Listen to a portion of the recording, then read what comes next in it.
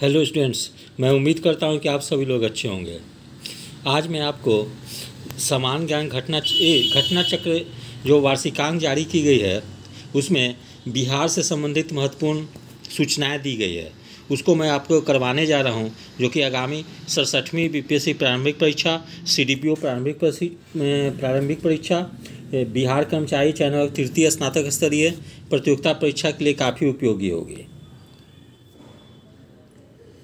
पहला पॉइंट है Jaynagar Kurtha rail line. तो जयनगर मधुबनी बिहार से कुर्था नेपाल तक ट्रेन सेवा प्रारंभ। इसका उद्घाटन भारत एवं नेपाल के प्रधानमंत्री ने संयुक्त रूप से वीडियो कॉन्फ्रेंसिंग के माध्यम से किया। यह रेलखंड अभी 34.90 किलोमीटर लंबा है। यह रेल नेटवर्क कुल 68.72 किलोमीटर लंबे जयनगर बीजलपुर बर्दीवास परियोजना का भाग है। वर्तमान में इस रेलखंड पर 2 DEMU ट्रेनें संचालित की जा रही है, जिनकी आपूर्ति कोंकण रेलवे ने की है। अगला पॉइंट है तीसरा राष्ट्रीय जल पुरस्कार। तो पूर्वी चंपारण को पूर्वी क्षेत्र श्रेणी में श्रेष्ठ जिला के तहत प्रथम पुरस्कार प्राप्त हुआ। पूर्वी क्षेत्र में श्रेष्ठ पंचायत का प्रथम पुरस्कार गया जिले की तेलारी पंचायत को प्राप्त हुआ है। यह पंचायत निमचक बथानी प्रखंड के तहत आती है। तीसरे राष्ट्रीय जल पुरस्कार के तहत श्रेष्ठ राज्यों की श्रेणी में उत्तर प्रदेश को प्रथम, जबकि राजस्थान एवं तमिलनाडु को द्वितीय एवं तृतीय स्थान प्राप्त हुआ है। फिर अगला पॉइंट है निर्यात तैयारी सूचकांक 2021। तो सूचकांक 2021 में बिहार की रैंकिंग 22वीं तथा स्कोर 32.06 है। तो ये सभी अभ्यर्थियों को याद रखने की काफ़ी जरूरी है कि निर्यात तैयारी सूचकांक में बिहार की रैंकिंग कितनी है, उनका स्कोर कितना है। तो बिहार की रैंकिंग 22वीं तथा स्कोर 32.06 है। इस रैंकिंग में शीर्ष 3 राज्य क्रमशः गुजरात, महाराष्ट्र एवं कर्नाटक है। सूचकांक 2021 के अनुसार भू आबद्ध या लैंडलॉक्ड राज्यों में बिहार का 10वां स्थान है। भू आबद्ध राज्यों की श्रेणी में हरियाणा शीर्ष पर है। फिर बिहार स्टार्टअप कॉन्क्लेव 2022। तो बिहार के उद्योग मंत्री शाहनवाज हुसैन ने पटना में बिहार स्टार्टअप कॉन्क्लेव का उद्घाटन किया।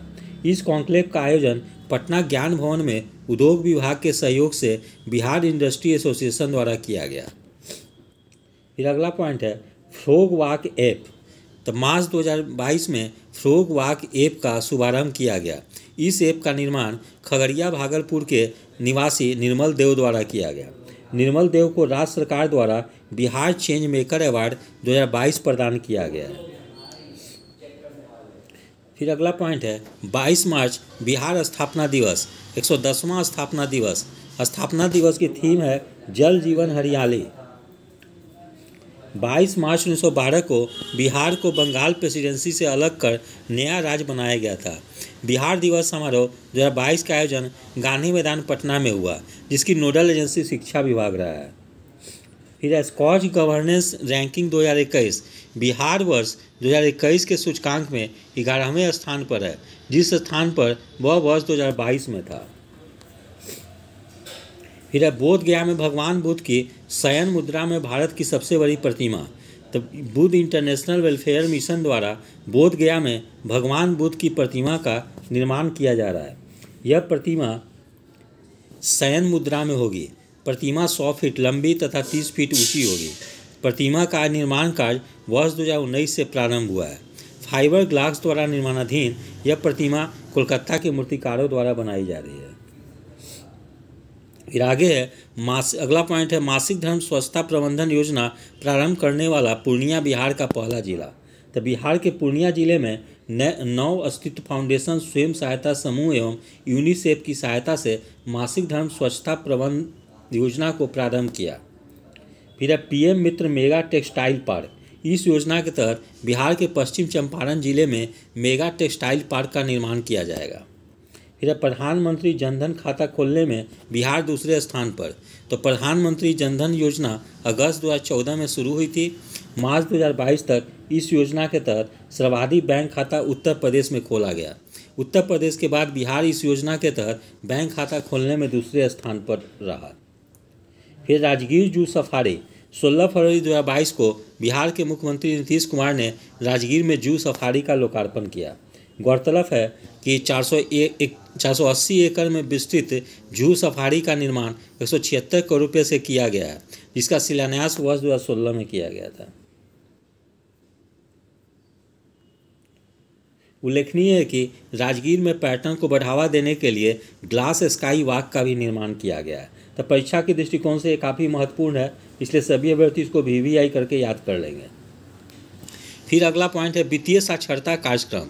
तो 13 से 18 फरवरी 2022 तक भारतीय रिजर्व बैंक ने पटना में वित्तीय साक्षरता कार्यक्रम का आयोजन किया।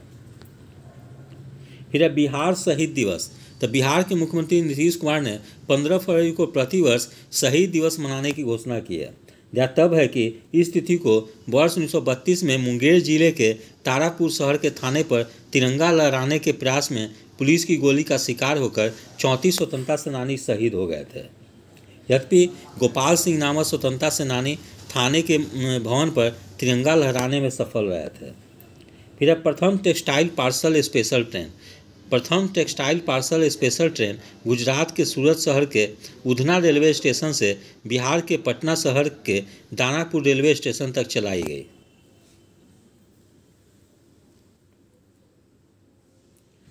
फिर है मैथिली भाषा के लिए साहित्य अकादमी पुरस्कार 2021। तो जगदीश प्रसाद मंडल को यह पुरस्कार प्राप्त हुआ। यह पुरस्कार उन्हें पंगु नाम उपन्यास के लिए दिया गया। अमित मिश्र द्वारा लिखित अंशु बनी पसरी जाय बाल कविता को मैथिली भाषा हेतु युवा साहित्य अकादमी पुरस्कार प्रदान किया गया। दया प्रकाश सिन्हा को सम्राट अशोक नाटक हेतु साहित्य अकादमी पुरस्कार 2021 प्रदान किया गया। तो ये काफ़ी विवादित रहे थे अपना स्टेटमेंट देने के कारण, क्योंकि इन्होंने औरंगजेब सम्राट अशोक की तुलना औरंगजेब से की थी, जिसके चलते काफ़ी इनकी आलोचना की गई थी। तो परीक्षा के दृष्टिकोण से काफ़ी महत्वपूर्ण है। फिर रणजी ट्रॉफी के पदार्पण मैच में साकिबुल गनी का 13 शतक। ये बिहार रणजी टीम के बल्लेबाज हैं। रणजी ट्रॉफी 2021-22 में मिजोरम के खिलाफ 13 शतक 341 रन लगाया। ये प्रथम श्रेणी क्रिकेट में अपने पदार्पण मैच में 13 शतक लगाने वाले विश्व के पहले बल्लेबाज हैं। फिर दिया तब है कि साकिबुल गनी बिहार के मोतिहारी जिले से संबद्ध है। अगला पॉइंट है मनोज तिवारी बिहार में खादी के ब्रांड एम्बेसडर। तो बिहार सरकार ने भोजपुरी गायक एवं लोकसभा सांसद मनोज तिवारी को बिहार में खादी का ब्रांड एम्बेसडर घोषित किया है। मनोज तिवारी खादी के साथ साथ बिहार के हथकरघा और हस्तशिल्प को भी लोकप्रिय बनाने में योगदान देंगे। फिर अगला पॉइंट है कालू घाट इंटर मॉडल टर्मिनल।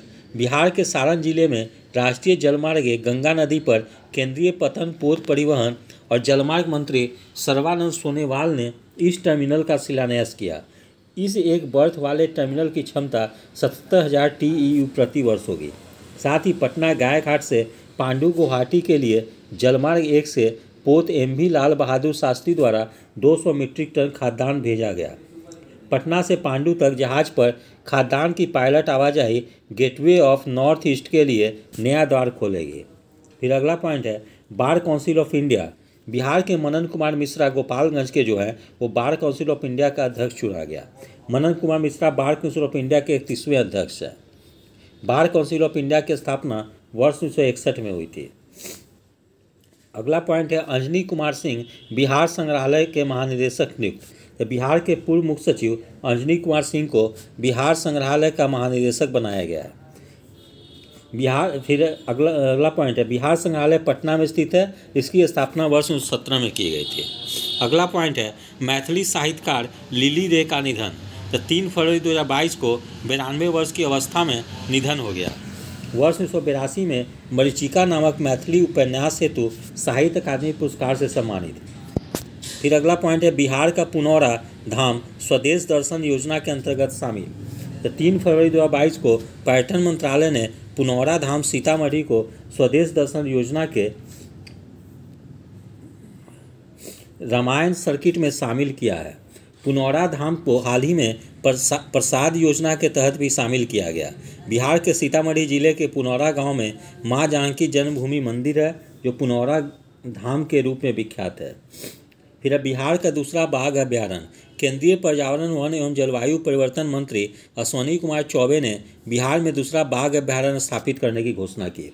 यह बाघ अभ्यारण्य कैमूर जिले में खोला जाएगा। फिर वर्तमान में बिहार में एकमात्र बाघ अभ्यारण्य वाल्मीकि टाइगर रिजर्व पश्चिम चंपारण में है। फिर पद्म पुरस्कार 2022 बिहार। तो 25 जनवरी 2022 को 73वें गणतंत्र दिवस के अवसर पर राष्ट्रपति ने वर्ष 2022 हेतु 128 पद्म पुरस्कारों की घोषणा की। वर्ष 2022 हेतु बिहार की 2 हस्तियों को पद्म पुरस्कार के लिए चुना गया जो निम्नलिखित है। जैसे सहवाल गुप्ता को पद्मश्री मरणोपरांत दिया गया शिक्षा के क्षेत्र में। आचार्य चंदना जी को दिया गया पद्मश्री पुरस्कार सामाजिक कार्य के लिए। फिर बिहार वन स्थिति रिपोर्ट 2021। देहरादून स्थित भारतीय वन सर्वेक्षण विभाग प्रत्येक 2 वर्ष पर उपग्रह चित्रण के माध्यम से वन स्थिति रिपोर्ट जारी करता है। 13 जनवरी 2022 को इस श्रृंखला की 17वीं वन स्थिति रिपोर्ट 2021 जारी की गई थी। सर्वप्रथम इस रिपोर्ट को वर्ष 1987 में प्रकाशित किया गया था। भारत वन स्थिति रिपोर्ट 2021 के अनुसार बिहार का वनावरण 7380.79 वर्ग किलोमीटर है। ये काफ़ी VVI में रहेगा, परीक्षा के दृष्टिकोण से काफ़ी महत्वपूर्ण है।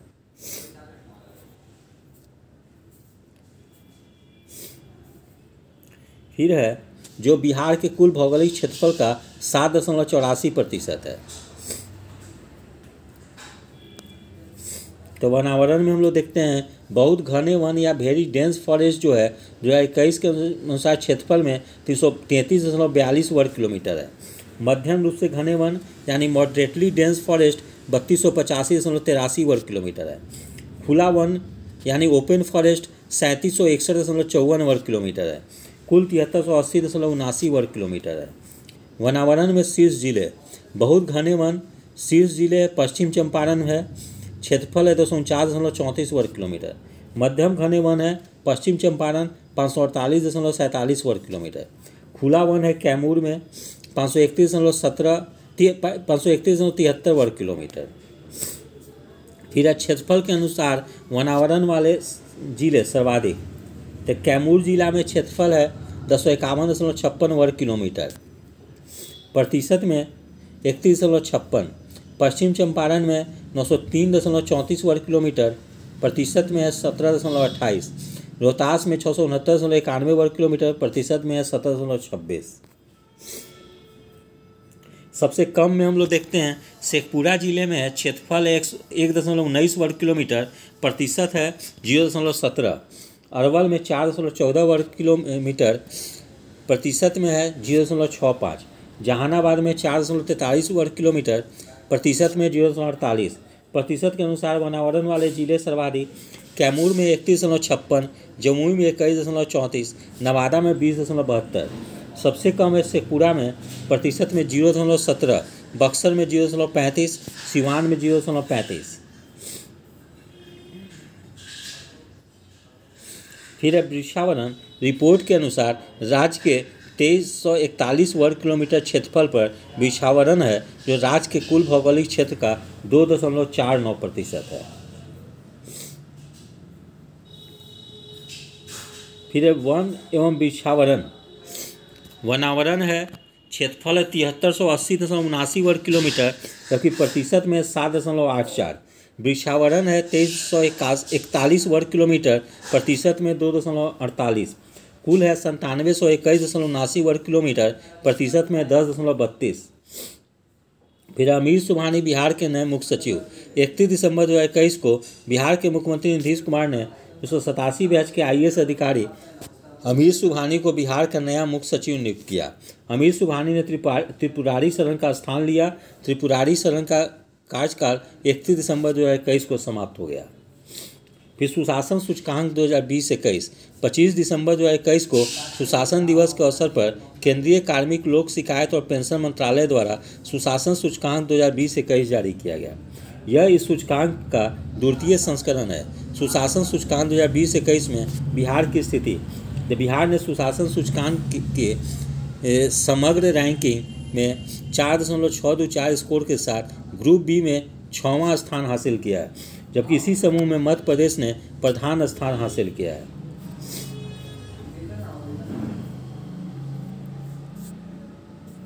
फिर राष्ट्रीय बहुआयामी गरीबी सूचकांक में बिहार की स्थिति। इस सूचकांक के अनुसार बिहार जो है भारत का सर्वाधिक गरीब राज्य है। बिहार का MPI स्कोर 0.265 है। फिर है सर्वाधिक एवं न्यूनतम बहुआयामी गरीबी वाले 5 जिले। सर्वाधिक बहुआयामी गरीबी वाले जिले हैं किशनगंज, जबकि बहुआयामी गरीब जनसंख्या प्रतिशत है 64.75 और न्यूनतम बहुआयामी गरीबी वाले जिले पटना, बहुआयामी गरीबी जनसंख्या प्रतिशत में 29.20। बस एक ही देखना है शहर का। फिर समाज सुधार यात्रा, तो 22 दिसंबर 2021 से मोतिहारी से बिहार के मुख्यमंत्री नीतीश कुमार ने समाज सुधार यात्रा प्रारंभ की। यह यात्रा 15 जनवरी 2022 को पटना में आकर समाप्त हुआ।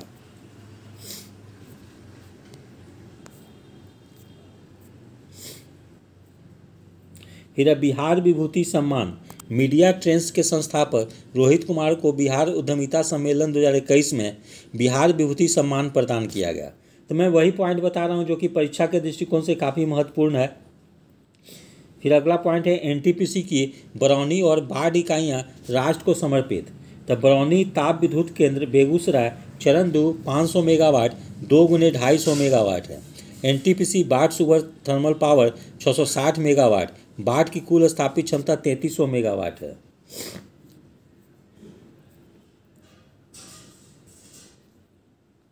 फिर है स्मार्ट पुलिसिंग सूचकांक 2021।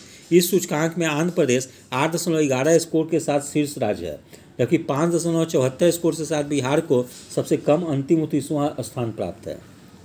फिर है SDG शहरी सूचकांक 2021।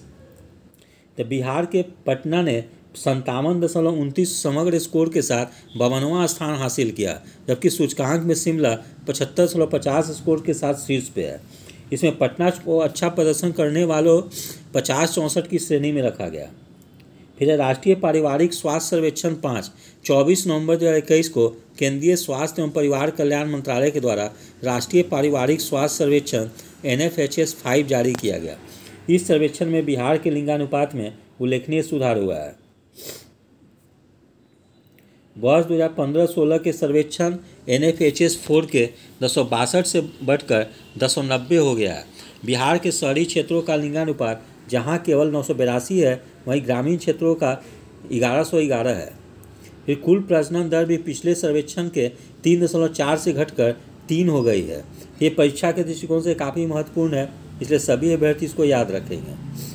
फिर अब पद्म पुरस्कार 2021 बिहार 9 नवंबर 2021 को राष्ट्रपति रामनाथ कोविंद ने वर्ष 2021 हेतु घोषित पद्म पुरस्कार प्रदान किए।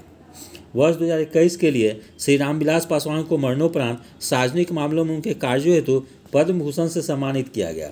वहीं निम्नलिखित 4 हस्तियों को पद्मश्री पुरस्कार से सम्मानित किया गया, जैसे श्रीमती दुलारी देवी कला के क्षेत्र में मिथिला पेंटिंग, रामचंद्र माझी कला के क्षेत्र में लोकपंच कलाकार, डॉक्टर दिलीप कुमार सिंह चिकित्सा के क्षेत्र में, श्रीमती मृदुला सिन्हा मरणोपरांत साहित्य एवं शिक्षा के क्षेत्र में। फिर 6वां अंतर्राष्ट्रीय धम्म सम्मेलन 7 नवंबर 2021 को बिहार के नालंदा जिले के राजगीर में अवस्थित नालंदा विश्वविद्यालय में 6वें अंतर्राष्ट्रीय धम्म सम्मेलन का उद्घाटन भारत के उपराष्ट्रपति एम वेंकैया नायडू द्वारा किया गया। फिर बिहार में एथेनॉल प्लांट की स्थापना। बिहार में 17 नए एथेनॉल प्लांट लगाए जाएंगे। ये एथेनॉल प्लांट मुजफ्फरपुर, भोजपुर, नालंदा, पूर्णिया, बक्सर, मधुबनी, बेगूसराय, गोपालगंज, पूर्वी चंपारण और भागलपुर जिले में स्थापित किए जाएंगे। बिहार देश का पहला राज्य है जिसने वर्ष 2021 में एथेनॉल नीति लागू किया है। फिर बिहार का पहला पेपरलेस कलेक्ट्रेट सहरसा, यह ई-ऑफिस प्रणाली के तहत हुआ है। इससे कार्य में पारदर्शिता आएगी। नवंबर 2021 में बिहार विधान परिषद देश का पहला पेपरलेस बिहार विधान परिषद बना था।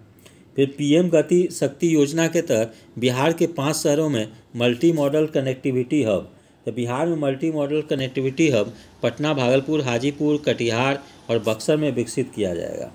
फिर जलवायु संवेदनशील सूचकांक 2021, इस सूचकांक में 0.616 अंकों के साथ असम सर्वाधिक संवेदनशील राज्य है।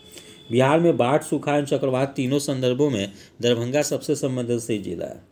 गंगा डॉल्फिन की गणना, बिहार के सुल्तानगंज से लेकर कलगांव तक के करीब 60 किलोमीटर क्षेत्र को गंगैटिक रिवर डॉल्फिन संरक्षित क्षेत्र घोषित किया गया। गंगा डॉल्फिन को भारत सरकार ने वर्ष 2009 में राष्ट्रीय जलीय जीव घोषित किया था। IUCN की रेड लिस्ट में यूरो लुप्तप्राय या इंडेंजर्ड श्रेणी में रखा गया। देश का पहला महिला कमांडो दस्ता। सितंबर 2021 में महिला कमांडो का दस्ता तैयार करने वाला बिहार देश का पहला राज्य बन गया है। बिहार विशेष सशस्त्र पुलिस में 92 महिलाओं को चुना गया। महाराष्ट्र के मुदखेड़ स्थित CRPF के सेंट्रल ट्रेनिंग सेंटर में इन्हें ट्रेनिंग दिलाई गई। मुख्यमंत्री की सुरक्षा के अलावा ATS व STF में इनकी तैनाती होगी। बांका स्थित मंदार पर्वत पर बिहार का दूसरा रोपवे। 21 सितंबर 2021 को बांका जिले के बौसी स्थित मंदार पर्वत पर मुख्यमंत्री नीतीश कुमार द्वारा बिहार के दूसरे रोपवे का उद्घाटन किया गया। मंदार पर्वत के समीप ही सीताकुंड, लक्ष्मी नारायण मंदिर तथा भगवान वासुपूज मंदिर स्थित है। मंदार पर्वत के समीप ही मुख्यमंत्री नीतीश कुमार ने जैव विविधता पार्क का शिलान्यास किया। मार्च 2021 में मुख्यमंत्री नीतीश कुमार द्वारा राजगीर रोपवे का उद्घाटन किया गया, जो बिहार का पहला रोपवे है। इसके अलावा बिहार में जहानाबाद में बराबर की गुफाओं, कैमूर में मां मुंडेश्वरी धाम व रोहतासगढ़ किला, गया जिला में डुगेश्वरी, ब्रह्म योनि पर्वत और प्रेतशिला पर रोपवे निर्माण की योजना है। फिर बिहार को प्रथम डबल डेकर फ्लाईओवर। 4 सितंबर 2021 को बिहार के मुख्यमंत्री नीतीश कुमार ने कारगिल चौक से NIT तक डबल डेकर फ्लाईओवर निर्माण का शिलान्यास किया। यह डबल डेकर फ्लाईओवर 2.20 किलोमीटर लंबा बनेगा। फिर बिहार का पहला फ्लोटिंग सोलर पावर प्लांट। तो 2 मेगावाट क्षमता के फ्लोटिंग सोलर पावर प्लांट का निर्माण दरभंगा में किया गया। बिहार के दूसरे फ्लोटिंग सोलर पावर प्लांट का निर्माण सुपौल जिले में किया जा रहा है। फिर बुजुर्गों के लिए जीवन गुणवत्ता सूचकांक। 11 अगस्त 2021 को प्रधानमंत्री की आर्थिक सलाहकार परिषद के अध्यक्ष डॉक्टर विवेक देव राय ने बुजुर्गों के लिए जीवन गुणवत्ता सूचकांक जारी किया। इस सूचकांक में बिहार 51.82 स्कोर के साथ बुजुर्ग आबादी वाले राज्यों में तृतीय स्थान पर रहा। प्रथम स्थान पर राजस्थान एवं द्वितीय स्थान पर महाराष्ट्र रहा।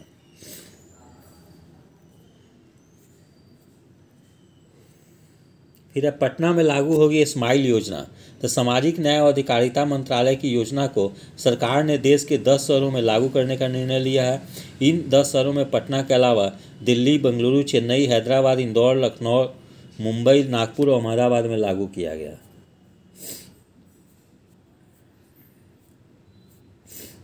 फिर बिहार खेल विश्वविद्यालय विधेयक 2021।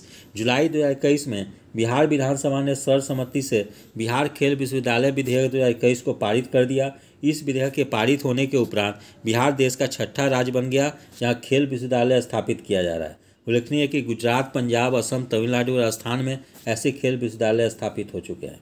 इसका मुख्यालय राजगीर नालंदा में होगा।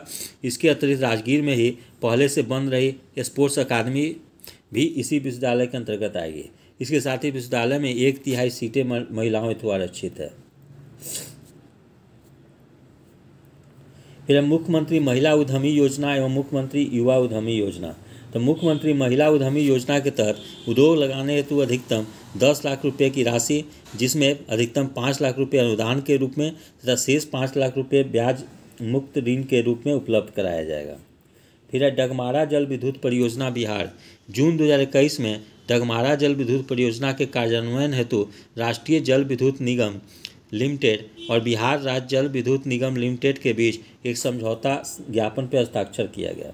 यह परियोजना कोसी नदी पर भीमनगर बैराज से लगभग 22.5 किलोमीटर नीचे दाहिने किनारे पर गांव डगमारा और बाएं किनारे पर सिमरी के पास जिला सुपौल में स्थित है। इस परियोजना की कुल क्षमता 130.1 मेगावाट ऊर्जा पैदा करना है। परियोजना की कुल अनुमानित लागत 2435.91 करोड़ रुपये है। कोसी यह एक सीमा पारीय नदी है। यह तिब्बत, नेपाल और भारत से होकर बहती है। इसे बिहार का शोक के नाम से भी जाना जाता है। फिर वैज्ञानिक मानस बिहारी वर्मा का निधन। तो पद्मश्री से सम्मानित वैमानिकी वैज्ञानिक का 77 वर्ष की अवस्था में दरभंगा में निधन हो गया। पूर्व राष्ट्रपति APJ अब्दुल कलाम के सहयोगी तथा 35 वर्ष तक रक्षा अनुसंधान विकास संगठन में कार्य किया। भारत का हल्के लड़ाकू विमान तेजस के विकास में प्रमुख भूमिका। फिर मुजफ्फरपुर के मोतीपुर में बनेगा मेगा फूड पार्क। तो बिहार का यह दूसरा मेगा फूड पार्क है। पहले का निर्माण खगड़िया जिले में किया जा रहा है। ग्राम उजाला कार्यक्रम। केंद्रीय विद्युत मंत्री आर.के. सिंह ने बिहार में ग्राम उजाला कार्यक्रम की शुरुआत की। इसकी शुरुआत आरा से में आयोजित एक कार्यक्रम में समारोह में हुई। इस कार्यक्रम के तहत ग्रामीण उपभोक्ताओं को कार्यशील तो कल यहाँ तक इस कार्यक्रम यहाँ तक क्लियर नहीं है। बोधगया और राजगीर बिहार के 2 हरित शहर। तो राज्य सरकार ने वर्ष 2023 तक बोधगया और राजगीर में ऊर्जा की आपूर्ति पूर्णतः अक्षय ऊर्जा व करने का लक्ष्य निर्धारित किया है। अक्षय ऊर्जा की आपूर्ति भारत के सौर ऊर्जा निगम द्वारा सुनिश्चित की जाएगी। फिर अब बिहार इथेनॉल उत्पादन संवर्धन नीति 2021। केंद्र सरकार की जैव ईंधन नीति 2018 के अनुसार बिहार सरकार ने इस नीति की घोषणा की है। ऐसा करने वाला बिहार देश का पहला राज्य है। इस नीति के तहत इथेनॉल उत्पादन हेतु गुड़, टूटे चावल, सड़े अनाज आदि का प्रयोग किया जाएगा। यह नीति वर्ष 2025 तक लागू रहेगी। वर्तमान में बिहार में 12 करोड़ लीटर इथेनॉल का उत्पादन होता है। फिर आगे टॉपिक दिया गया समसामयिक प्रश्न कोश। इसे 15 अप्रैल 2022 को बिहार के मुख्यमंत्री नीतीश कुमार ने कहां पर पूर्वी भारत के सबसे बड़े पेप्सी प्लांट का उद्घाटन किया? तब बरौनी, बेगूसराय। हाल ही में दुर्गावती बांध को इको टूरिज्म स्थल के रूप में विकसित किया जाएगा। यह बिहार के किस जिले में स्थित है? कैमूर जिले में। फिर है दुर्गावती बांध किस नदी पर स्थित है? करमनासा की सहायक नदी दुर्गावती पे। 2 नवंबर 2021 को बिहार के स्वास्थ्य मंत्रालय द्वारा कोविड-19 टीकाकरण को बढ़ावा देने के उद्देश्य से किस व्हाट्सएप चैटबॉट का शुभारंभ किया गया? वैक्सीन मित्र। नवंबर 2021 में बिहार के किस जिले को स्वच्छ सर्वेक्षण 2021 में राज्य स्तर पर सबसे स्वच्छ शहर घोषित किया गया? स्वच्छ सर्वेक्षण 2021 में बिहार राज्य ने कौन सा स्थान हासिल किया है? 13वां, स्कोर 1000। स्वच्छ सर्वेक्षण 2021 में 1 लाख से 10 लाख आबादी वाले शहरों में बिहार के किस शहर ने बेहतर प्रदर्शन किया? गया। राष्ट्रीय रैंकिंग 206। फिर स्वच्छ सर्वेक्षण 2021 में 10 लाख से अधिक आबादी वाले शहरों में बिहार के किस शहर ने शीर्ष स्थान हासिल किया? पटना। राष्ट्रीय रैंकिंग 44वीं। स्वच्छ सर्वेक्षण 2021 में पूर्वी जोन में 50,000 से 1 लाख आबादी वाले शहरों में बिहार के किस शहर ने शीर्ष स्थान हासिल किया? सुपौल। राष्ट्रीय रैंकिंग 7वां। फिर है स्वच्छ सर्वेक्षण 2021 में गंगा किनारे 1 लाख से अधिक आबादी सबसे स्वच्छ शहरों में बिहार में शीर्ष स्थान पर कौन सा शहर रहा? मुंगेर। राष्ट्रीय रैंकिंग 2री। फिर स्वच्छ सर्वेक्षण के लिए घोषित 121 वार्ड में से बिहार के किस जिले को बेस्ट सिटीजन फीडबैक अवार्ड मिला? सुपौल। फिर है देश के किस राज्य ने अपने पंचायत चुनाव में बिहार के पंचायत चुनाव तकनीक अपनाया? तेलंगाना। किस जिले में राज्य का पहला टायलर क्लिनिक खोला गया? मुजफ्फरपुर। किस जिले में पहले इथेनॉल फैक्ट्री की शुरुआत की गई? भोजपुर। नवंबर-दिसंबर 2021 के मध्य पटियाला में आयोजित 64वीं नेशनल शूटिंग चैंपियनशिप में स्वर्ण पदक हासिल करने वाली श्रेयसी सिंह किस क्षेत्र से विधायक है? जमुई। दिसंबर 2021 में स्वैच्छिक रक्तदाता स्मार्ट कार्ड लॉन्च करने वाला देश का पहला राज्य बन गया बिहार। फिर दिसंबर 2021 में बिहार सरकार ने किस जिले में कमला नदी पर बैराज निर्माण कार्य का शुभारंभ किया? मधुबनी। फिर हाल ही में भारत सरकार ने बिहार के किस जिले में क्रोमियम और निकेल के खनन की मंजूरी प्रदान की? रोहतास। हाल ही में केंद्रीय वाणिज्य मंत्रालय के तहत भौगोलिक संकेतक रजिस्ट्री ने बिहार मखाना का नाम बदलकर क्या कर दिया? मिथिला मखाना। नवंबर 2021 में बिहार के अब तक के पंचायत चुनाव में सबसे कम उनकी मुखिया को चुना गया अनुष्का, 21 वर्षीय। अनुष्का किस पंचायत की मुखिया चुनी गई है? कुसहर पंचायत, शिवहर। फिर भारत का पहला चावल का साइलो गोदाम कहाँ बनाया जाएगा? बक्सर, इटाढ़ी के बैरी और कमूर, मोहनिया के सोंथियारा में। नवंबर 2021 में आयोजित 40वें भारतीय अंतर्राष्ट्रीय व्यापार मेले में किस राज्य के पवेलियन में स्वर्ण पदक जीता? बिहार। फिर सत्र 2021-22 से हिंदी माध्यम से इंजीनियरिंग की शिक्षा शुरू करने वाला भारत का पहला संस्थान कौन सा है? NIT पटना।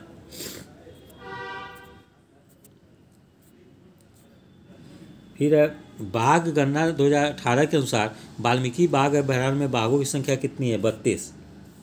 बिहार का पहला नगर वन सिटी फॉरेस्ट ब्रह्म वन किस जिले में निर्माणाधीन है? गया।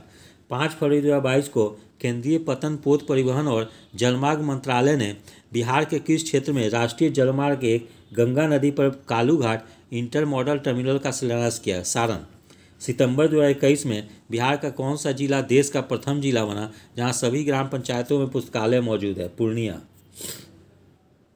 फिर IIT रुड़की द्वारा विकसित किस सॉफ्टवेयर के माध्यम से बिहार में चकबंदी कार्यक्रम चलाया जाएगा? चक बिहार। फिर देश का पहला शिल्प कला म्यूजियम कहाँ बनाया जाएगा? पटना, बिहार। केंद्र सरकार की उड़ान योजना के तहत बिहार राज्य का पहला हेलीपोर्ट किस जिले में बनाया जाएगा? बोधगया। फिर जून 2021 में 130.1 मेगावाट की डगमारा जल विद्युत परियोजना किस जिले में स्थित है? सुपौल जिले, कोसी नदी पर। दिसंबर 2021 में बिहार सरकार ने किस अवधि तक सभी बिजली उपभोक्ताओं को निःशुल्क स्मार्ट प्रीपेड मीटर लगाने के लिए अपनी योजना शुरू की? वर्ष 2025। दिसंबर 2021 में बिहार सरकार ने 100 मेगावाट के 2 सौर ऊर्जा संयंत्र को किन जिलों में स्थापित करने की घोषणा की? जमुई और बांका। बिहार के सबसे बड़े औद्योगिक पार्क को किस जिले में विकसित करने की घोषणा की गई? डोभी, गया। बिहार के वाल्मीकि नगर इको टूरिज्म का नया नारा क्या है? चार्मिंग चंपारण।